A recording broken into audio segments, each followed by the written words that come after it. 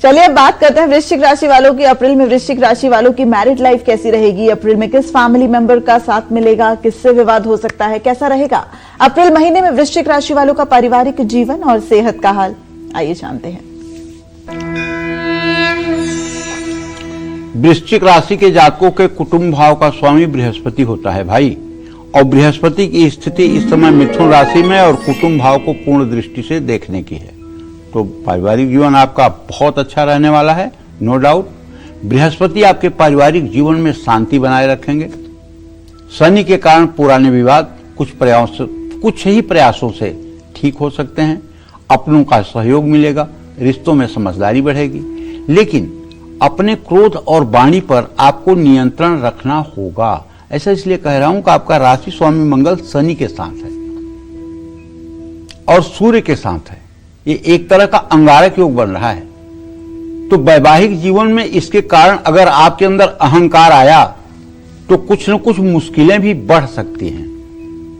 अहंकार मूढ़ात्मा कर्ता यु मन्यते, मतलब देखो मैं क्या कहना चाहता हूं, झुकेगा वही जिसमें कुछ जान होगी, अकड़ खास मुर्दों की पहचान होगी।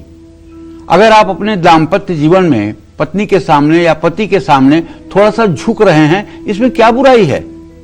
और अगर आप अकड़ रहे हैं तो पक्का आप मुर्दा हैं, जिंदा नहीं हैं। क्योंकि मरा हुआ आदमी जो होता है वो इतना टाइट हो जाता है कि उसके हाथ पैर मोड़े नहीं जा सकते हैं, लेकिन जिंदा आदमी जितना चाहे उतना झुक सकता है। तो झुकेगा वही जिसमें कुछ जान होगी, अकड़ खास मुर्दों की पहचान होगी। अगर आप मुर्दा हैं तो आप पत्नी से अकड़ जाओ, माँ बाप से अकड़ जाओ, भाइयों से अकड़ जाओ, परिवार में अकड़ जाओ और सबसे अकड़े रहो।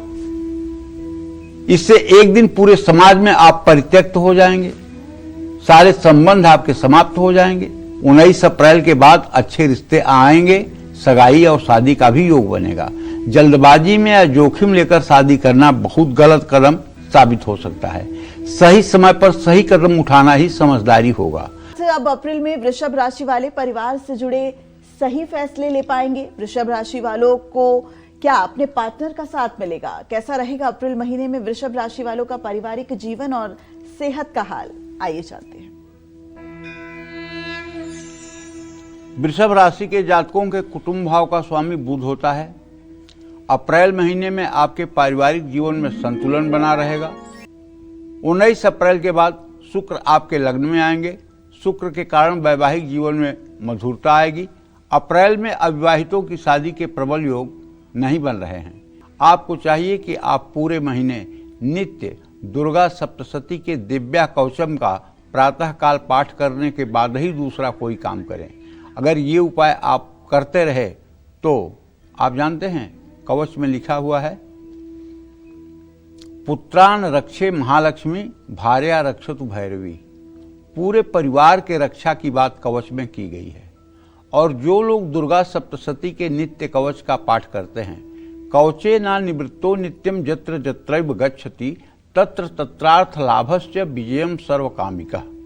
कवच से निवृत्त होकर के कवच का पाठ करके जब व्यक्ति अपने लक्ष्य की तरफ अग्रसर होता है तो उसका लक्ष्य आकर के उसके पैरों के पास खड़ा हो जाता है।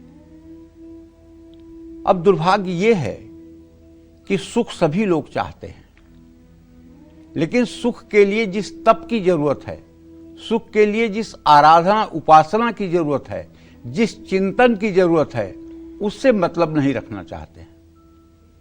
भाई अगर आप पेड़ लगाएंगे तब छाया के हकदार होंगे।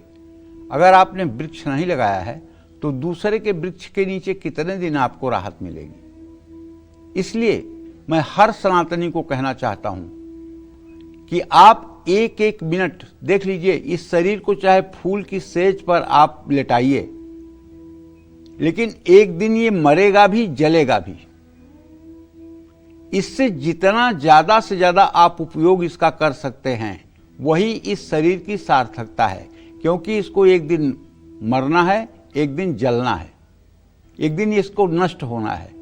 इसको बचाने से कोई फायदा नहीं। हाँ, जैसे आप अपने गाड़ी की सर्विसिंग समय समय पर करवाते हैं, वैसे इसकी देखभाल करते रहना चाहिए। समुचित रूप से चिकित्सकों से परामर्श लेते रहना चाहिए।